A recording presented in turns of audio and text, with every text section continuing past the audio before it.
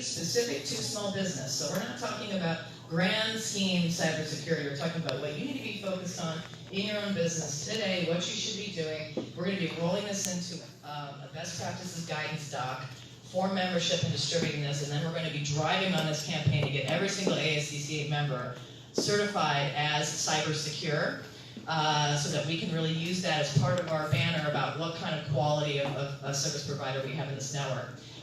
So really excited to have Dave make this presentation. Please give Dave a round of applause. Thank you, Carolyn. So as Carolyn said, Walter is here with me today. Walter is with Team Logic IT, a friend of mine, and was kind enough to prepare a presentation for Chapter 42 sometime back, and was thus kind enough to let me just steal some of the stuff. So two parts here. We're going to talk a little bit about just some cybersecurity stuff in general, and then we'll move to the vehicle, the network parts of it. Once we get into the nuts and bolts of the networks and such, I'll ask Walter to take over that, because that's where his expertise is, and I can fake it, but he can't. He doesn't, and he'll know the answers to your questions, right? So again, Connected Cars Committee. So the mission statement: the committee shall protect the ability of ASCCA membership to do business in California, including safe, secure, and uninterrupted access to vehicle, onboard systems, and required tools to fix them. So that's what our mission is, and our goal is to develop steps and procedures to provide the ASCCA members to assist them with preparing for the future of automotive repair on connected cars. So, what do we believe is in the Connected Car Committee that we need to do to maintain the vehicle access? So, secure environment and secure tools in our shops. We need to make sure that our access to the cars, to the through our scanners, through the vehicles, are available. We don't get locked out. Again, not only secure shop networks, but secure guest networks, and we'll talk more about that. Modern hardware, modern routers to make sure our networks are secure and safe, and maintain our backups, change our passwords, just some of the things that are normal cybersecurity stuff. And be proactive, not reactive to our shop security, so that we're not finding out that something's wrong. Hey, Walter, save me, right? Walter, keep this from happening. So that's a number of our, what we believe in our goals. So this is something I stole from Walter. Cybersecurity myths: I have virus protection software, so I'm already secure. I have nothing to worry about. There are too many computers on the internet for hackers to bother me. Network and computer security is only important for large businesses. I know what's running on my computer network. I'm sure everything's just fine and secure. The best time to deal with security is when a problem arises. And Macs don't have problems, they're secure, right? So these are all myths. If you hear this in your head, if you said this in the past, stop saying it. So what are the barriers to cybersecurity? So in researching this and talking to other shop owners, it's like, why don't we do this, right? What are people saying? So basically, why do I need this, right? Why is this something I should do? How am I going to do this? I don't know how to do this, right? I'm not a network, and I'm not a security expert. How do I do this in my shop? And the most important one that I've run into is, how much does it cost, right? We don't know, right? Is it thousands of dollars? Is it tens of thousands of dollars? We don't know. So we, as normal humans, we kind of put our heads in the sand and don't even ask. So the importance: we need to protect our clients' information. That the vehicle has a lot of, or will have, as going forward, a lot of information. We have a lot of information in our databases that we need to protect and keep safe, both personal information, vehicle information. And we need to protect our database, right? It's important that our database is protected from ransomware, from employee errors, from our customers, and from losing our data. So we could probably spend 3 or 4 days talking about just different types of cybersecurity issues and what we have to worry about. We all get the emails, right, that somebody's got $1 million for you. We all get the emails of that your Apple account's been hacked, so go in and fix it. I get Wells Fargo stuff all the time that I have problems with my Wells Fargo account, my email. I don't have a Wells Fargo account, so we all know these things, right? So we're pretty much prepared. But ransomware, Walter and I had talked about this, and ransomware is a big one. This is an issue that we need to be aware of and know what to do about it. So what is it? So basically, ransomware is malware that gets into your computer from some method, usually through the internet or from an email, encrypts your data. and now you have zero access to your computer, and you will be given the opportunity to pay some sum of money to unencrypt your data. Usually you're going to have to do that in Bitcoin. And ideally, once you send them the money, they say, here's your access code to unencrypt your data. Maybe not, right? So, big deal. So, how's it happen? So, like I said, emails, malicious attachments, somebody opens an attachment, it downloads what's called drive-by downloading. So, that you're surfing the internet, and you get to an infected website, that you're doing a Google search for something, and you get to this website, all of a sudden, bang, it's on your computer. Are they looking for you specifically? No, right? They're just looking for somebody that is going to be subject to this. So, The next sucker. well, unknowingly, right? Yeah, Fred says the next sucker, but you don't know, right? If you're not ready, you're not protected, then you're in trouble. So, a new organization, every 14 seconds, right? It's up from 11 or will be every 11 seconds in 2021. That's how often this happens. 1.5 million new phishing sites are created every month. Wow. Yeah. Think there's money to be made? Ransomware attacks increased 97% in the last 2 years. Right? Approximately 850 million ransomware infections in 2018. And 34% of businesses that get hit take a week or more to regain their data. So could you live without your computers in your shop for a week or more? No. In 2019, ransomware for phishing emails increased 109% over 2017. So let's say emails are where this is coming from mostly. So ransomware costs businesses $75 billion a year.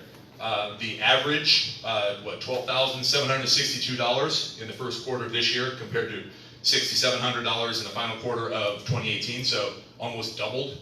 And then 75% of companies infected with ransomware running up-to-date endpoint protection, meaning you had the virus protection, you did your backups, right? You still got your ransomware, right? Even though you think that you're protected.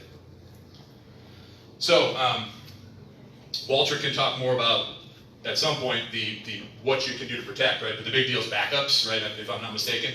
Make sure that your database is backed up, not just your database, your entire hard drive, right? That it's backed up on a regular basis, because the best way to get rid of ransomware is wipe the computer. Go back to yesterday, reload everything in, and then, right, now your ransomware's gone, and then talk to Walter about updating your virus software so you don't get it again. Speaking of backup, if you got the ransomware, could that be backed up on your backup? That is correct. It all depends on what backup you're actually using. So some of them, like the ones we use, are encrypted and password protected, so that they won't get backed up, or you would go back so many days depending on what gets covered. So there are options for that. Yeah, you have to recover your backup before you got infected, That's correct. right? Yeah. You have to figure out when that was. Right. And so that's why you go back about 30 days, but usually you know within 24 hours that you've been hit. So once again, right, why does this happen? Money to be made, right? I remember who I was talking to, but it was a friend of mine, an acquaintance was talking with somebody who got knew this that did this type of thing, right? And their comment is just a business, right?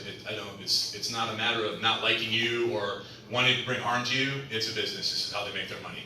And there's all kinds of ways that happens. And right, if it's a lot of times, if it's an easy way to do it, as we've seen throughout history, somebody's gonna take advantage of it. So we talked about employees, right? What happens with some of your employees is specifically to not necessarily ransomware, but cybersecurity, right? So DVI inspections. We have tablets in our shops that our employees are using. They're connected to our network, connected to the internet many times. A lot of times our employees have their own personal computers, and I know that every one of them has a phone, right? These are all connected to sometimes our networks, but the internet specifically, and then our networks. I know my guys use their phones to, take pictures or, look up a repair procedure, maybe take a video of something before they take it apart, look up stuff on YouTube on how-to type things. So, they're using their phones in their tablets all the time. We all have shop computers, right? You have a number of computers. Maybe I know you have at least one in your lobby, probably a server or a mainframe type computer in your office, and then maybe computers out in the shop. So everybody's connected to the internet or to the network. And then Angie brought up a great story when Walter did a presentation to our shop. One of her team members was just trying to help and got the email that your virus software is out of date, update it now, just trying to help, click, and that was the end, right, because it was malware. Took Angie how long, 2 days, 3 days? A couple days to fix it, right, and so, the employee did nothing wrong, right, she just did what she thought she was doing to help to keep everything moving along streamlined, and I mean, my dad did it to me in my house, right? He thought he was just trying to help. So that brings up the main question here. Do you have internet policy in your shop, right? Do we have policies that describe what our employees, what we do with the internet, right? Do they check their personal email at the shop? Probably shouldn't, but do they? And what kind of websites are they, when they're on lunch, what are they doing at lunch? Right? They're looking at YouTube, doing Google search for what they're going to do this weekend, things like that. So we need to have a conversation internal in our shops, and ideally with someone who knows what they're talking about, to develop a policy in our shop so that we can prevent some of these things from happening and make everybody aware of what's going on. Maybe that's something we can do in our committee. Do sample policy. Yeah, we can work on that. Oh yeah, how about customers, right? We all have them, ideally. So I know that I have a guest network in my shop. I would assume many do. And is that network secure? Again, is your customer going to be malicious? Probably not. But are they on the same network that the entire rest of the shop is on? Can they go look up something, download something, all of a sudden it goes into your shop, right? Think about that. And is your guest network at least password protected so that just somebody can't drive up and start using your internet in your parking lot? Or do you change your password so that the next time the customer is there, they have to go, oh hey, I can't get into your network, right? So that they have to get back in. Yes, Rocky? Oh, you have a different router for it too. Well, that's what Walter's to talk about. Because I thought I did. Nothing happened, but I know I don't, right? Is it behind the firewall, right? Is the guest network is segmented out behind the firewall in your shop? So we'll find out more about that coming up here. So we're going to talk about cars just a little bit now. So Fred's great presentation again on how all of this stuff works. What we have found on our committee is that ultimately and eventually the car is going to be secure, right? That the manufacturers are going to figure out how to keep the bulk of the car safe and secure from intrusions and problems with the car network, right? Where the access point is, we'll be looking at the center stack, the infotainment system. That's going to be where we'll interface. That's going to be where the customer or the vehicle owner is going to interface with the car. And then from there out, the car is going to be secure. What we need to do is make sure that our networks are secure, not only that we don't bring something to the car, but that the car doesn't bring something to us, which is an important thing that I learned from Walter. My concern was always, we got to make sure that the manufacturers understand, the customer understands that we're not going to affect your car. Well, we don't know where that car's been before. How many people have rented a car, got in the car, turned the car on, and grabbed your phone, right? Because your phone had the your Bluetooth is on, or you try and hook your phone up, and there's all these contacts from the last person that got their phone grabbed, right? So this stuff gets into the car, right? So if there's something in that part of the car, we connect to the car, our data, our network's not safe, all of a sudden we've got whatever the car had. And we don't necessarily want that.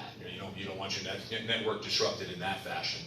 So 87% of cars in the US are going to have this technology, collecting data, safety, maintenance, repair information by 2022. And that's from Auto Care Association. So it's coming up quick, right? 2 years from now, 87% of cars are going to be have this capability. So you don't have to read all this. Oh, I didn't mention when I started out. Sorry. Let me pause for a minute. Dinner tonight? Sorry. The most important meal of the day, the next one.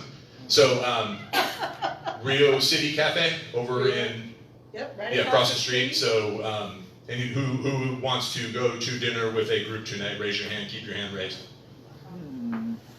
Keep it up so Angie can count. Two for me. It's a ton of fun. Two for me. Tracy, too. That's it. That's all I got. Tracy's coming. I have two names. 1920. Oh, There you Tracy's go. coming? Oh, Thank forget you. it then. Thank you, everybody. So 7 o'clock. 7 o'clock, Rio City's Grill. Cafe or Grill? Rio City Cafe. Yeah, just cross the street. Stay on the river walk, and it'll be on your left-hand side. Can't miss it. So, and I will put this, we'll put this slide deck on Team Talk, try and get it on the Connected Cars Committee page on the website so you don't worry about taking notes furiously. So National Highway Traffic Safety Administration created a report in 2016 to help manufacturers with some guidelines. So essentially what this slide is talking about, there it is the access to the car being specific and limited so that the vehicle network is protected. The bottom, kind of the example they're using on the bottom here is, that the diagnostic operation might not disable all the brakes at the same time, or it might limit the duration of each diagnostic control action. So these are some of the challenges that we'll be looking for. Again, I did not remember who I was talking to, but there was, it was Rob talking about the hood being up something where the car would not go into a certain diagnostic mode if the hood was up, right? So, and so these are some of these things, and it's an engineer working on a way to make the vehicle safe so that you don't hurt yourself when you're diagnosing the car, right? A lot of times we'll be driving a car with the scanner on it. Well, there's some talk about that may not work, right? Because we don't want to be moving around with an access point that may have some wireless access. So some of the challenges that are coming up that the manufacturers are dealing with, SAE is dealing with. This next slide is talking about the consumer, like we mentioned earlier, connecting devices to the car. So what does that look like to the manufacturer? So NHTSA is recommending that there's some sort of protocol to prevent those devices from infecting the network in the car, so that the car stays safe. And then this is the one that I think is most important to us. So I'm going to read this one. So serviceability. The automotive industry should also consider the serviceability of vehicle components and systems by individuals and third parties. The automotive industry should provide strong vehicle cybersecurity protection that do not unduly restrict access by authorized alternative third-party repair services. Us, right? So NHTSA is recommending to the manufacturers that access to these vehicles by somebody other than the manufacturer is available, but the key here is authorized, right? So, so that's what we're looking at as a committee of, we have, our shops have these protocols in place so that we are protected, the car is protected. And then that leads me into the NASTF, National Automotive Service Task Force. So NASTF is the group that, so Donnie Cipher is the executive director. Scott is connected with NASTF in a fashion as well. We've had some past members as board members on NASTF, so we're pretty well connected with NASTF. So this is, this basic function is if you have a service information issue that you can't get, you have a tooling issue, a manufacturer tooling issue, manufacturer scanner, software, things like that, that is somehow unavailable to you, then there's a way to put in that service request and get help from NASTF. That's the original overall function. NASTF has taken over the vehicle security, VSE, vehicle security credential, basically the LSID that locksmiths were doing. What did I skip here? STRM 2.0. Oh, I just what I said. There we go. I went ahead of myself. So VSP, Vehicle Service Professional Registry. So NASTF is responsible for that now. So right now it's really surrounding key code type stuff. So if you are needing a download, needing information to program a key, you need this, right? And where this really started out is vehicles getting stolen by people doing just generating keys in a backwards way. You got a guy on the inside at the dealer, right? They cut the key. I'm the bad guy. I get the key. I go steal the car, because realistically, with a modern car, if you don't have the key, you're not stealing it. At least you're not driving it away. You can pick it up, but you can't hotwire a car, right? So to combat that, this system was created, the locksmith identification number, which has now been retasked to the vehicle security prevention professional. So if you haven't gone through this process yet to get your vehicle security credential, the VSC, to get your VSP, you need to do it, because all of this security, cybersecurity, access to the car. When when a car that is a newer car that's going to come in and you want to interface with the car, you're going to have approval to do that, and this is what the approval is going to be. So, how do you do that? You might ask. Well, it's not that hard. So the why is what I just said. So this is all directly from the NASDF website. So it's not a mystery, right? You just go to the main page on the website. sdrm.nasdf.org. It talks about it. If you have an LSID, you should have migrated already to the VSC, or if you had a VSC, you should have migrated to the new 2.0. So SDRM is standard data release model, so we're on 2.0. So if you haven't migrated, do it. If you've never done it, then you need to start. Sorry, that's getting too far ahead of myself. So again, I'll put this on the on Team Talk. We'll put it on the website, but nasdf.org is where you start, and it'll walk you through it. There's videos. It's step by step. It's really not that hard. Takes a little bit of time. You're going to want to have your information ready to go as you walk through it. You basically put an app on your phone, and then you can just take pictures of it. It'll upload, and then after NASDF reviews it, it'll come back and you'll get your LSID.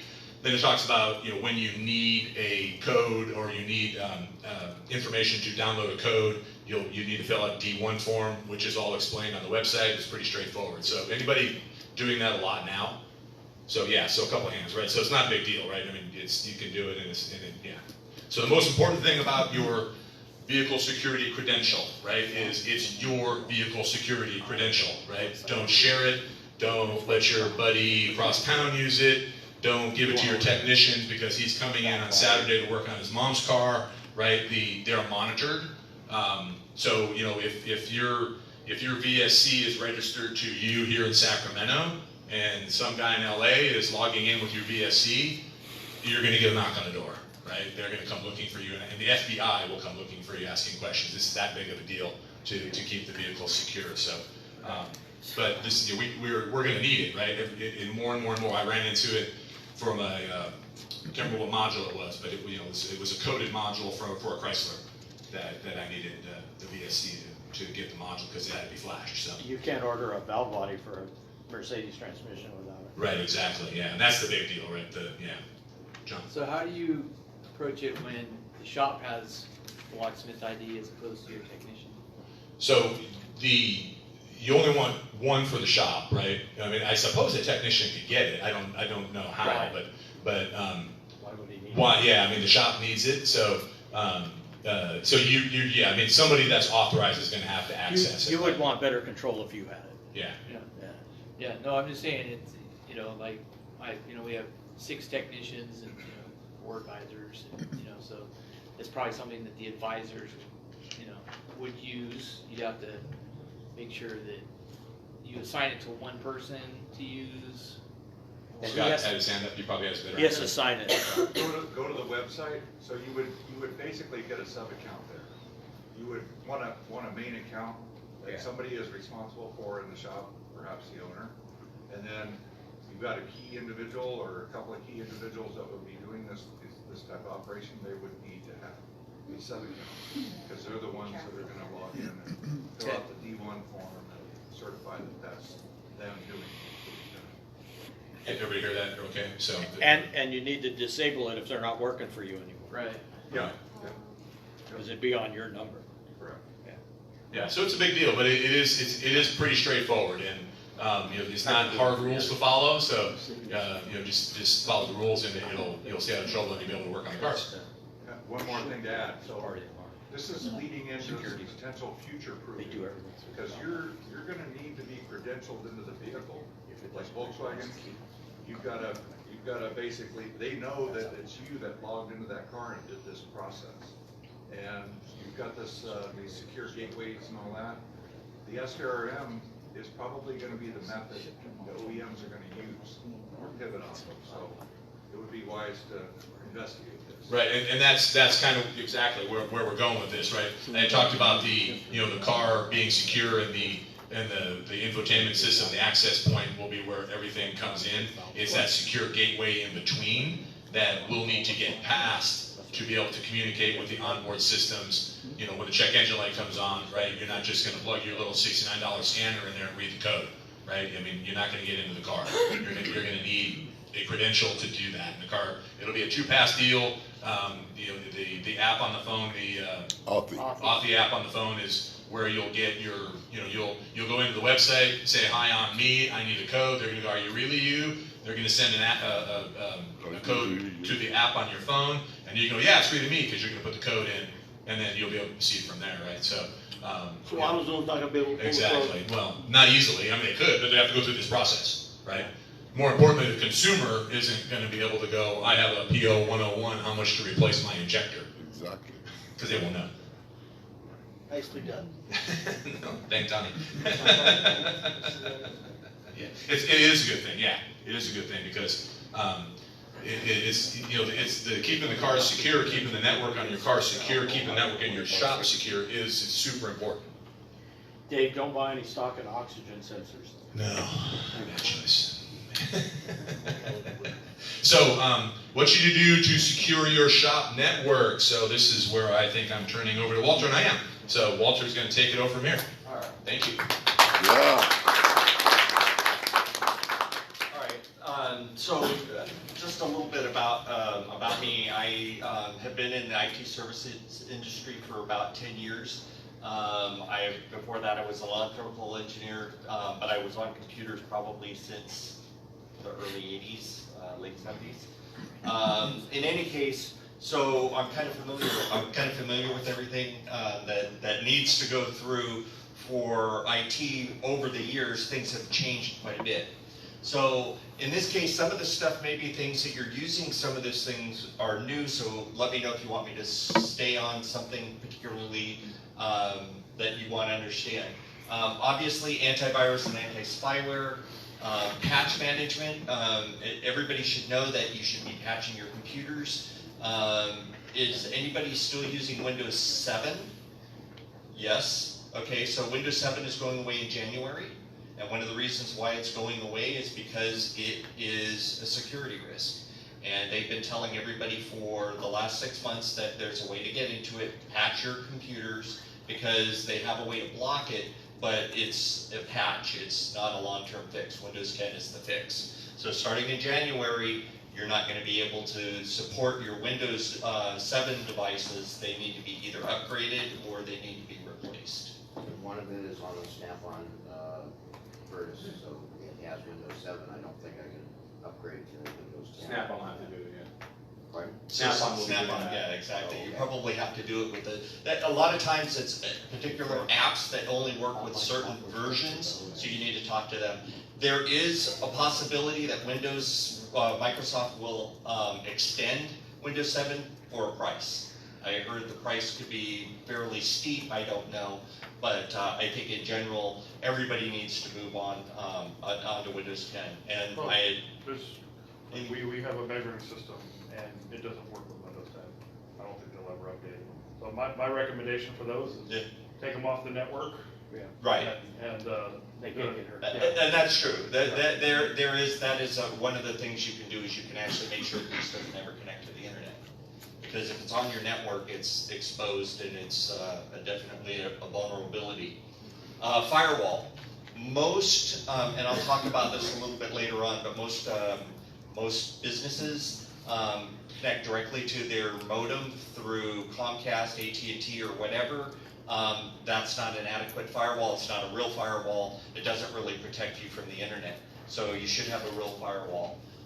You could use biometrics as a secondary way to get in, things like fingerprints and such, facial recognition. Password protection. A lot of businesses that I deal with, small businesses, everybody uses the same password, if they use a password at all, to log into the same computer. Bad practices, definitely dangerous. If somebody comes from outside, you just made it easy for them. I look at it as if you have a front door, the front door has a latch, the latch has a lock, the lock has a deadbolt, you may add some other type of security like an alarm, so on and so forth. So these are all the pieces that you should be looking at. 2-pass authentication. So how many times, or how many places, and I think what he's talking about, Dave was talking about is the same thing, where you're getting some other piece of information to log into your computer. So in some places we use a two-factor authentication. So not only do you log in with a password, but then it sends you a code or a push signal into your phone. You press the button, and all of a sudden you're connected in. So it's not very difficult. It's not really expensive, but it exists. Encryption. If somebody were to walk off, break into your shop and walk off with your computer, is there anything of value in there? And I don't know if everybody knows this, but if you don't have encryption in your computer, I can literally take that drive out, plug it in, and just read it in plain English. There's no protection on it at all. So by encrypting it, basically you're scrambling the information that's in it, and when you actually log into it from another computer, when you actually plug it into another computer, it can't read it. So encryption is important.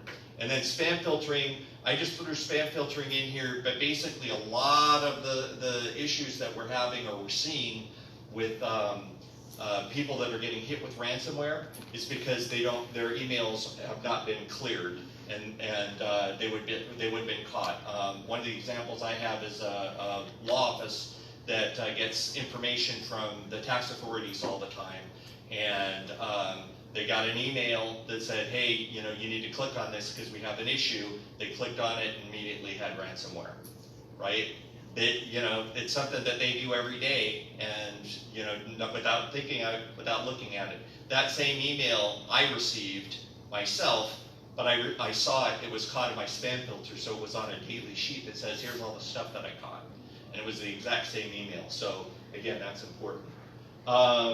Disaster recovery, make sure you have not just backups, because backing up your data is good, but disaster recovery is better, and this is where Dave was talking about. We do a complete image of your entire hard drive, your operating system, everything. So if you get hit with something, we can actually rebuild and create a new machine with that same exact information. So it's loaded the same, the software is the same, you don't lose all the time that it would take to reinstall all that information.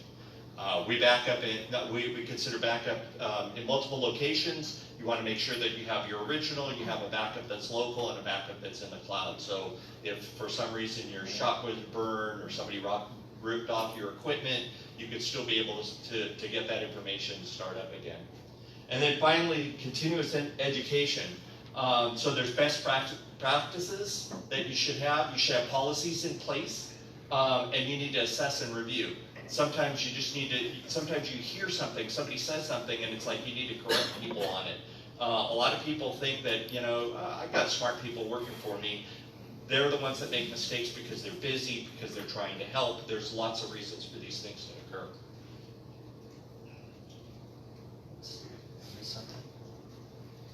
Okay, so this is the basic network that I expect a lot of businesses, small businesses have. You have the wireless router that's built into your cable modem. It comes from AT&T. You have all your peripherals around it. And so you're really not creating any firewall, any barrier to entry in here. I can tell you the ISP provider, Comcast, every modem that goes out there has the same username and password, every single one of them. And so there's many times where I walk in there and I can actually just log in straight in from their Yes network into the internet, and I could actually take it over. Had a customer where they got a call from the FBI because there was somebody that was using their router, their ISP from Comcast, and they were issuing threats against Hillary Clinton at the time, and so they called up because they knew it was from their modem, and so they wanted to follow up on that. So this is how it looks now. So what we expect is that you're going to have to add a firewall. Okay, so this is so you have the cloud, you go through a firewall, you have a wireless router, all those connections in there. Once you have a firewall, you have at least a block, so that if anybody gets in from the cloud, gets into the internet service provider, actually has to get through another level to get through. It's not hard, it doesn't make your network any slower, it inspects packets and makes sure that there's not junk coming in. A lot of them, depending on what you pay for them, will actually make sure that you're not getting infected material coming through, even through emails. The more you spend, the better that firewall gets to be. But they're not super expensive to start out with, and everybody should have this. I know for a fact that most companies don't, all right? But once you do that, you're definitely separating things out much better. Excuse me. Wrong one. How important is the router itself? Should you be looking at routers outside of the provided one by the company? Absolutely. From ISP, absolutely. That's Can exactly you what it repeat is. the question? You said exactly. You want a modem from them, nothing else. Yes, exactly. Can you want them repeat to the translate question? their information to internet data, and that's it, and then you should have the firewall. Is the firewall itself a piece of software, or is that a physical device that we are purchasing? So it's a piece of hardware that has software in it that manages the packets. And the more expensive ones that you can get actually have software that's updated regularly. So if a piece of ransomware that was caught in another firewall somewhere else, it sends it back to the manufacturer. The manufacturer says, this is how I caught it, and make sure that everybody else has that update to be able to block it. So it's kind of a combination of both. But what you're buying is the hardware. There's usually an annual fee that they have to upgrade those to make sure that they're up to date, because hackers don't sit still. And just so you know, the firewall looks at what you're doing, Yes. and looks for what it should expect to come back. So I send something out to a website, it's only opening a hole for that stuff to come back. It's shutting everything else down. It's called a stateful firewall. So it actually, it looks at your traffic and then opens up the necessary things just for what you're doing. Right. And thank you. And are there particular brands that you would not recommend that we? I don't know that if it's necessarily a brand thing. I think it's more of it's the quality. If you're buying your firewalls, routers from Best Buy and Fry's, my guess is it's not going to meet your needs. You're probably going to have to get it sent from an IT professional that actually has access to them. You can go on there and you can do the research yourself. I can give a whole list of ones that are really good. Some are better than others. There's none that I would say are bad, but having something is better than having nothing. And you? Yeah, that she had kind of the same question, but can we get a list that they put on the community website? Yeah, I can put some on there, and some. A lot of these firewalls have different features on them. So, okay. Okay. A lot of these ones have that are designed for the size of your organization. So if you have 5 to 10 people, it's a different device than if you have 100 people, because there's a lot of data that's going back and forth, and it has to be smart enough and fast enough, so it's not an issue. Yes. You see all the commercials for PC Matic, is that just? I don't touch it. I'm not really familiar with it. Could you say the question one more time? I can't remember. Oh, he said he sees commercials for PC Matic. It may be a product. I don't think it's not solving these problems. It might clean up your computer. It might be okay for that. I don't use it, but there are other, there's other software that's out there that will do the same thing. I kind of don't like, and this is a personal thing with me, I don't like it when devices try to do too many things, because they don't do any of them very well, right? So I want my cell phone to be a cell phone. If it does other things, great. I don't rely on it to do that, right? Including emails and such. I'm saying the same thing for the for software. If you buy a software that cleans and does all these other things, my guess is that it doesn't do it very well.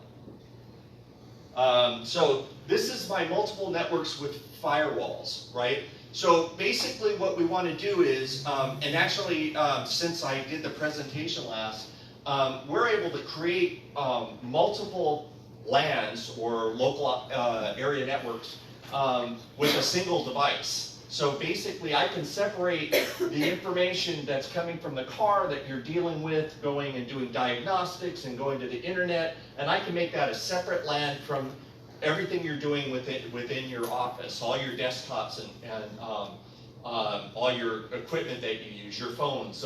Believe it or not, phones are, especially if you're using voice over IP, it's a way in. It's a way that they get hacked. Right, so they dial in there. So all these things need to be protected. So by separating the LANs out, you've actually created some space. In addition, the wireless access points, also the newer ones. So an example is Netgear sells a device that has a guest network on it. You buy most of those Netgear devices at Fry's, Best Buy. They're pretty common, Amazon, and such. That guest network is still on your local area network. So if somebody knows what they're doing, they can actually get into your equipment, believe it or not. So I had a customer who used to give out their guest network to their customers. They were printers, and so hey, just go ahead and jump on our guest network, send us over your file that we need to print out for you, and we're done. One day they caught some people sitting outside their particular business, actually using their network and stealing information off of their equipment. So it does happen. You want to make sure that you're getting the right equipment. You need to do a higher level, and so that's why I said it's good to provide a list of valid. So we all take credit cards. Are these things protected, those machines? Are they going through? If you're taking credit cards, you should have one of these. a firewall. You need to have a firewall, absolutely, because it's the only way you're going to pass PCI compliance. And PCI's compliance is what the credit card companies are testing for. So, anything else? Okay. So as far as networks go, Walter, the different LANs, right, we kind of talked about it. Yeah. This one's showing one for the car and then one for basically everything else. Yeah. But like you could have your tablets on its own network, Yes. your small machine on its own network, Right. laptops on their own network, all that stuff. Yeah, so you could separate things out separately. In fact, one of the things that we do for our customers, like we were talking about, cell phones. What they do is they provide a guest network for for the employees to use their phones on. You can control the bandwidth, you can control the data that goes on it, and it's going to protect it from the rest of your environment. So over there, you're showing 2 firewalls, that's one of the firewalls. So originally when I did this, we had 2 firewalls. There are devices where you can get more than 1 firewall out of the same device, and so obviously it will save you money. Yeah, I had an issue with the voice over IP phones where some of my firewall rules were making the phones do strange things, like Yes. putting the phones on their own router, and then all my problems went away, so, and then my own router firewall, so. Yeah. Right. Yeah, so definitely, I mean, if you have somebody that can actually manage this, we give static IP addresses so that so that the communication for phones, for instance, doesn't get staticky, doesn't make noises when you talk. So there's lots of things that we can do to protect your network and protect individual devices. But this is kind of the key to all of this, is to have the firewall. Would you recommend a firewall for the guest network also, so 3 separate firewalls? So if you're only providing the guest network as a wireless, Right. so if you have a device that actually separates it out, so in our case, we use a device that's called Ubiquiti is an example. It's a wireless access point. You can have 6 IDs on it.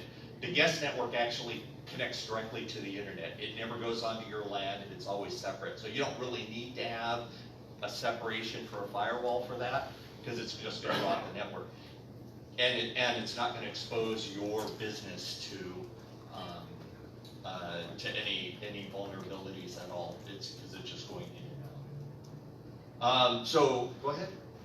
Just curious, if you have a management network that is on a cloud, how do you back up the database from your system? So you're saying you actually have a database that's in the cloud? Yeah. Point of sale. The point of sale, that's all our customers' information. I mean, So usually that's provided by your Point is, management. by the POS system They do themselves. their back, the back. Well, you need to talk to them and make sure, because they won't do it for free. And so some of them will say that whether it's included or not, but if they're not, then you need to see whether they do. And if they don't, then there are ways that we can do it. do Yeah, I those was things. curious if you had a way to like actually back it up to a hard drive. Exactly, and we, And a lot of times, when they're backing up your management, your point of sale, that's all they're backing up, right? The rest of your hard drive is not. right, right. Was her question about backup or was it about security? Backup, yeah. Okay. Yeah, it was about that. Yeah. So, David asked me at the time to go ahead and these are things that you can do now, right, to reduce the risk. So you need to look at what you have, right, assess what your environment is. What are the technologies that are protecting your network? Do you know what your antivirus is? Is your antivirus up to date? When's the last time that you actually looked at it and saw the patches were all done? Do you have a firewall? Is it up to date? Are you paying for the renewals? Or how old is it? I can tell you that firewalls that we put in 4 or 5 years ago are nowhere near as good at handling things like ransomware as the newer ones are. So the newer ones have what's called a sandbox, and what the sandbox does is it takes information that's coming in, it puts it in the sandbox. If it thinks it's starting to do ransomware, and it's taking files and encrypting them, after it sees it do it a couple of times, it says, whoa, this is a problem, and it reverses that whole information back so you get your original files back, and then it flags you and tells you there's a problem. So they're really getting pretty sophisticated on how to handle this. And this technology is 2 or 3 years old. So again, if you have an older router, it may not have, or older firewall, it may not have those technologies in it. This is not one and done activity. So going along with the fact that, we're talking about 4 or 5 years ago, a router firewall was the best that was out there. Well, those things change, and you need to make sure that everything is kept up to date, right? Address system vulnerabilities, make sure that you're doing patches and updates. So these are things that you should be doing, right? So 1, check to see that you are doing it, and 2, do them all the time. Ensure that you have a backup and disaster recovery. We separate backup and disaster recovery. Backup is pretty much copying your information somewhere else. Disaster recovery is what happens if I get hit with ransomware, or what happens if my hard drive dies, right? Is the information on there important enough for me to actually have a recovery solution for it instead of just backing up the data? Especially if you, as we said, if you have a piece of software that only runs on a certain type of machine, you want a disaster recovery solution because you want to be able to make sure that it works again just as it did before. Develop improvement plans, set investment priorities. One of the things I do with my customers, I go, here's a list. The list comes from NIST, and here's all the things that you could do. Let's prioritize what you have based on how much you want to spend. I don't try to force anybody to do everything that you possibly can, but I want everybody to have a good understanding of what it's going to take to get them up to speed.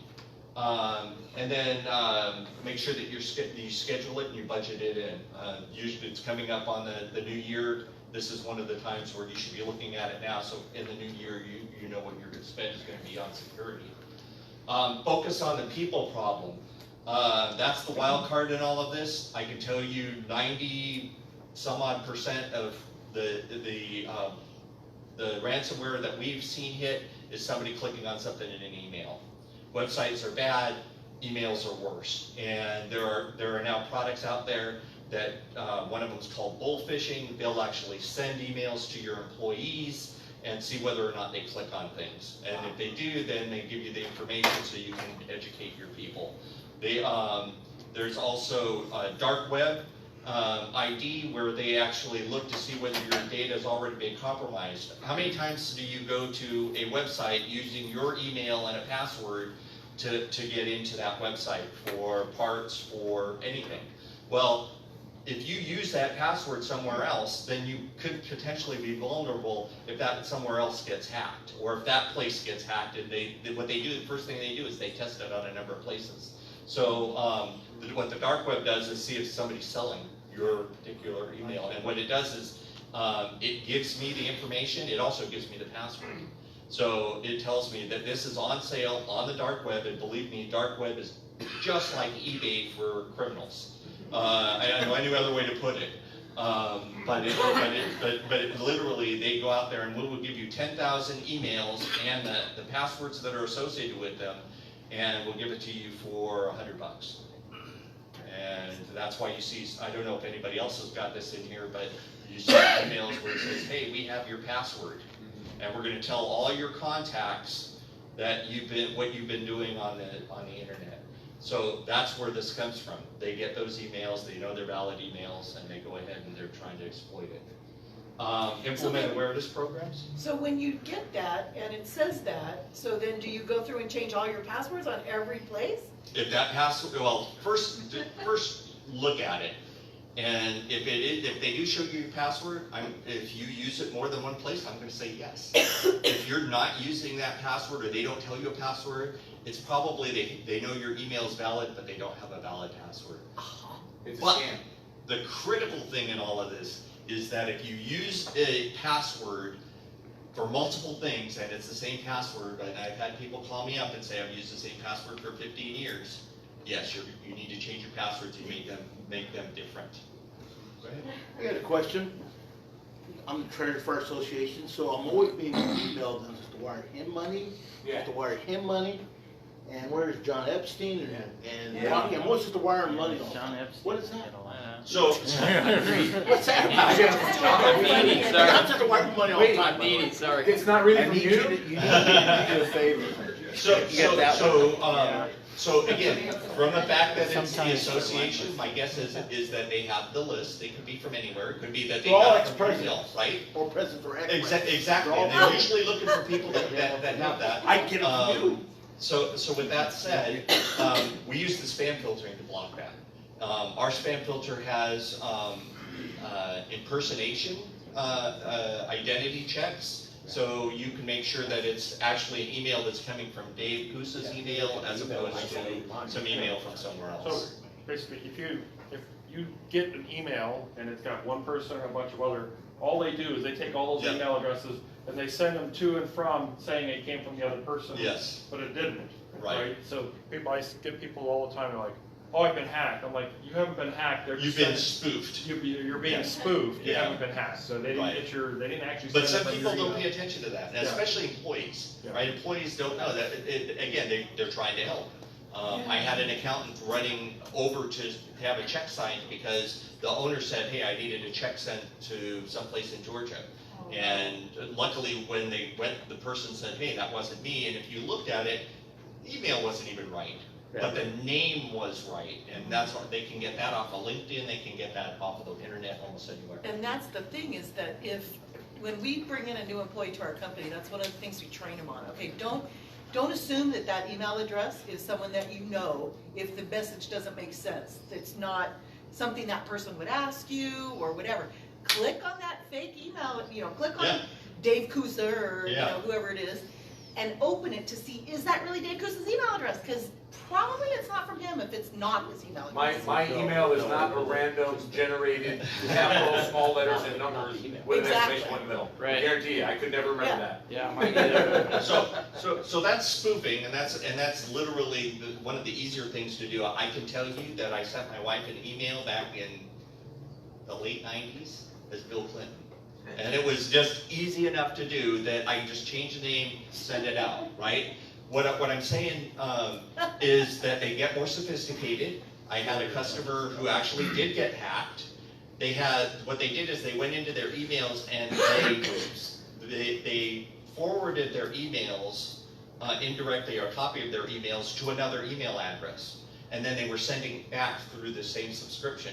So they actually were getting the information directly from the right email, but because it was going back and forth, we were able to tell that it was two-way, that somebody actually did get hacked, and we actually were able to find how they did that and set that up.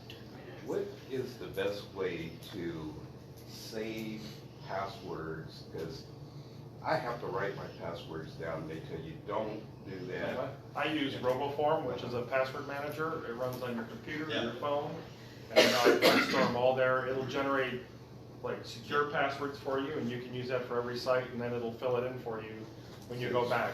Yeah, RoboForm. It works pretty well. There's a number of them that are out there. I also recommend the two-factor authentication.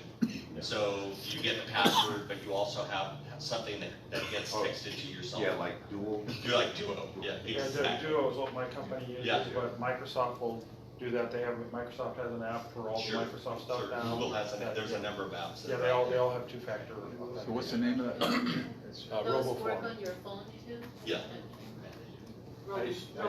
Yeah, RoboForm works on your phone too. What was, you said bull fishing? Say that again? You said bull fishing? Bull fishing, sorry, bull fishing. B-U-L-L?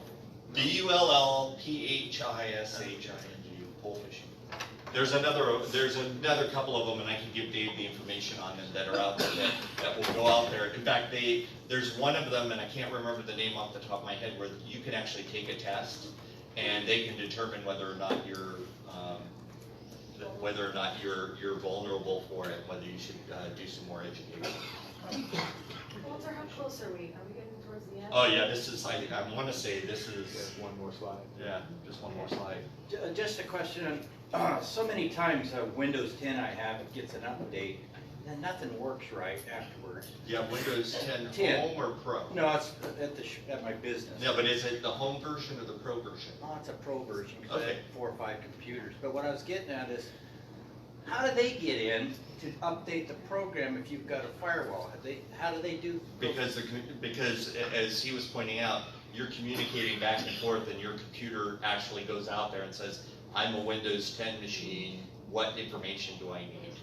So it's like you clicking on going to Google. Above my pay scale, so. So your computer is initiating the contact. Yeah.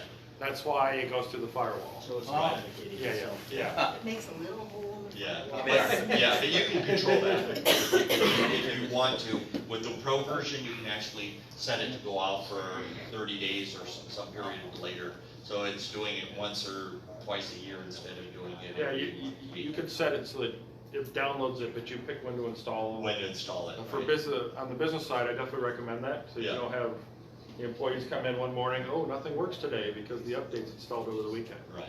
You wanna control when the updates are installed. You don't wanna go too long. Yeah. But you wanna control when they're installed, so you've got some time to fix the Again, problem. we pay attention because some of them are really critical because they're exploiting a vulnerability. So some of them are really important to do right away, and then there's other ones that break your drivers, break things that make your computer work with your printers and so forth. Go ahead. So our power went out twice last month for the PG&E stuff. Oh, I'm so familiar with that. Yeah, I have no idea. so we have backup generation power, right? So I use my hotspot on my phone to bring up internet. Yep. How vulnerable am I doing that? So the thing about so it's not the ideal situation, but guaranteed nobody's trying to use that for the temporary time that you're connecting. Because you're probably connecting one machine, you're not connecting up your entire network, right? So I do want to say, make sure you have antivirus and run the antivirus or malware checks. I don't know if anybody does that. I mean, I put it outside my firewall when I need it. You do that? I put the hotspot outside my firewall. Right. When I'm gonna do that. Well, no, he's probably talking about connecting through a cellular without going through. Yeah, so right? I know, So but then that's what he's you doing. can, if you have the right router, you can talk to a Wi-Fi, just the same as you can talk to a regular one. So you then you talk to your cellular with your router. So. Right. But I think that's what he was saying. So, okay. Clear as mud. Last page. So, these were some costs I put together for somebody at the meeting last time. These are generalized costs. They could be different for you depending on what your needs are. So computer cleanups, if we're just doing a complete, making sure that the antivirus is up to date, making sure that it's ran, making sure there's no malware, so on and so forth. It's $150 a station. It's a little different if there's a server and you have to do some other things on it. Servers are a little bit more vulnerable, and you want to make sure you do certain things, because a server going bad is a lot different than your computer going bad. Firewall costs.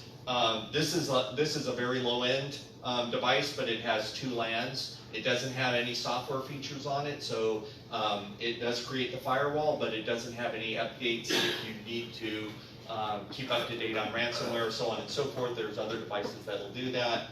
The labor to configure it and install it is there. Access points with the guest network is about $150. It's $150 to get it all configured so that it works right, make sure that everything's connected properly.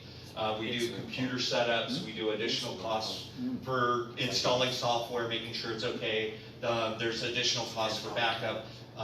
In my particular business, we look at your entire network and say, this is what we think it's going to cost on a monthly basis to go ahead and manage your equipment. We do monitoring. We do a lot of other things in the background that aren't on here that are all part of our services. Are you up and down the state? Yes, we are. So yes, we are. And in fact, I'm a franchise, so I'm one of, there are 200 in the United States. There's 7 in the Bay Area, and there's, I don't know how many in California alone. But in general, yes, we all work together, even though we're independent. If I did work for you, I would probably get you set up, and then if there was an emergency, I would be contacting one of the other Team Logics that's close to you if I'm not in the general neighborhood. But I do have customers as far south as Riverside. I have customers as far north as Healdsburg. We're able to manage them and take care of them. What do you charge for a disaster recovery system? So our backup is usually, it includes maintaining the server, it includes the backup, it includes the cloud services. If it's for a server, it's about $150 a month. Because this is recurring, we're backing up every day, and we're making sure that you have 30 days worth of backups. At the end of the 30 days, we start all over to a full backup again, and then we do incrementals during the month, so that, again, as we were talking about earlier, I could go back to a certain day and say, this is when we're going to restore back. What do you think the best firewall is? What do you recommend? So I sell a lot of SonicWall. It used to be Dell. It used to be SonicWall. It used to be Dell. Then it used to be SonicWall again.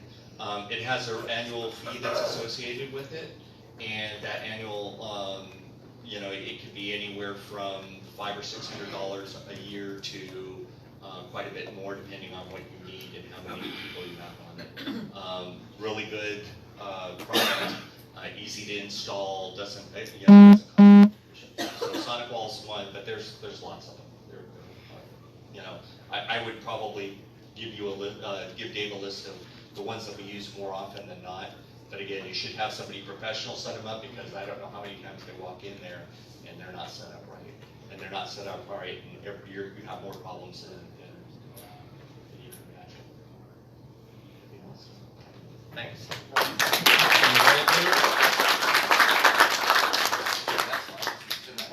So there's Walter's information. Again, we'll get that out there. If it matters, he gets the Dave Kusa stamp of approval. So definitely can get this taken care of. The most important thing is get it taken care of. So we'll get it out there. Feel free to email Walter questions. Put them on Team Talk. We'll get answers. Send them to me. I'll get them to him. We'll get them back. Whatever it takes to get answers to any further questions. So thank you very much, Walter. Really appreciate made the trip up today. He's been to the family who made the trip and got us all tightened up and taken care of this week. Thank you.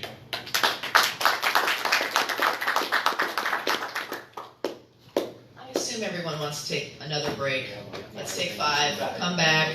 That will be 3:54. We will resume. We're not kidding. 3:54.